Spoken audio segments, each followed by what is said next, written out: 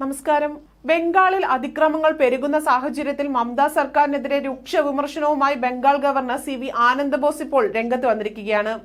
ബംഗാൾ ഒരു അഗ്നിപർവ്വതമായി മാറിയിരിക്കുകയാണ് എന്നും സംസ്ഥാനത്ത് അക്രമവും അഴിമതിയും കൊടികുത്തി വാഴുകയാണ് എന്നും ഗവർണർ പറഞ്ഞു. സംസ്ഥാനത്ത് അക്രമങ്ങൾക്കും അഴിമതിക്കും അറുതി വരണം. ജനങ്ങൾ ഇതാണ് ആവശ്യപ്പെടുന്നത്. സുപ്രീം കോടതിയും ഇത് തന്നെയാണ് കഴിഞ്ഞ ദിവസം പറഞ്ഞതെന്നും അദ്ദേഹം പറഞ്ഞു. സംസ്ഥാനത്ത് നിന്ന് അക്രമങ്ങൾ കഴുകി വൃത്തിയാക്കിയേ മതിയാകൂ.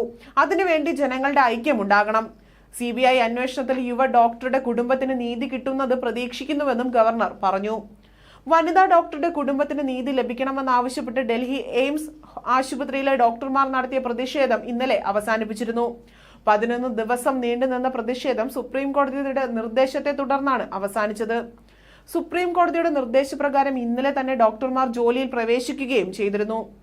അതേസമയം ഡോക്ടറുടെ കൊലപാതകത്തെ തുടർന്ന് പുറത്തുവന്ന ആർജിക്കർ മെഡിക്കൽ കോളേജിലെ സാമ്പത്തിക ക്രമക്കേടുമായി ബന്ധപ്പെട്ട അന്വേഷണം CBIക്ക് വിട്ടിരിക്കുന്നു എന്ന വാർത്തകളാണ് ഇപ്പോൾ പുറത്തു വന്നുകൊണ്ടിരിക്കുന്നത്. കൽക്കട്ട ഹൈക്കോടതിയുടെ ഉത്തരവിനെ തുടർന്നാണ് CBI അന്വേഷണം ഏറ്റെടുത്തിരിക്കുന്നത്. 3 ആഴ്ചയ്ക്കുള്ളിൽ റിപ്പോർട്ട് സമർപ്പിക്കുവാനും ഉത്തരവായിട്ടുണ്ട്. സാമ്പത്തിക ക്രമക്കേടിലെ അന്വേഷണം CBI കൈമാറാൻ കൊൽക്കത്ത പോലീസിന്റെ പ്രത്യേക അന്വേഷണ വിഭാഗത്തോട് ഇന്നലെ ഹൈക്കോടതി ആവശ്യപ്പെട്ടിരുന്നു. മെഡിക്കൽ കോളേജിലെ മുൻ ഡെപ്യൂട്ടി സൂപ്രണ്ട് അക്താർ അലിയുടെ ഹർജിയിലാണ് കോടതിയുടെ ഇടപെടൽ ഉണ്ടായിരിക്കുന്നത്. സംഭവത്തിൽ EDയുടെ അന്വേഷണം വേണമെന്നായിരുന്നു അക്താറിന്റെ ഹർജി. ജസ്റ്റിസ് രാജശ്രീ ഭരദ്വാജ് ആണ് ഹർജിയിൽ വാദം കേട്ടത്. സെപ്റ്റംബർ 17 വീണ്ടും വാദം കേൾക്കും. ഡോക്ടറുടെ കൊലയ്ക്ക് പിന്നാലെ രാജിവെച്ച ആർജിക്കർ മെഡിക്കൽ കോളേജിലെ മുൻ പ്രിൻസിപ്പൽ സന്ദീപ് ഘോഷ് നിരവധി സാമ്പത്തിക ക്രമക്കേടുകൾ നടത്തിയിട്ടുണ്ട് എന്നാണ് ഹർജിയിൽ പറയുന്നത്.